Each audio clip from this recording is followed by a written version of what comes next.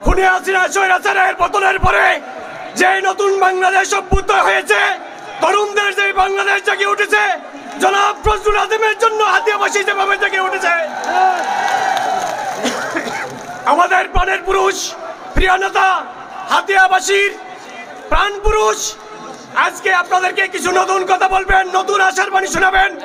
ওনার সুযোগ্য উত্তরসূরি জনাব ফারহান আজিমকে আমাদের আগামী নেতৃত্বের জন্য উনি ঘোষণা দিয়ে যাবেন। প্রিয় বন্ধুগণ, জনাব ফজলুল আজিম সাহেবের উন্নয়ন, জনাব ফজলুল আজিম সাহেবের ব্যক্তিগত অর্জন, এগুলো আমরা অনেক দীর্ঘ বছর শুনে আসছি। আজকে নতুন করে বলার কিছু নাই। প্রিয় নেতা আজকে আমাদেরকে ভবিষ্যতের কথা বলে যাবেন, এই তরুণ প্রজন্মের জন্য একটা কিছু করে যাবেন এবং হাতিয়াবাসীর আগামীর ইতিহাস সৃষ্টি করে যাবেন।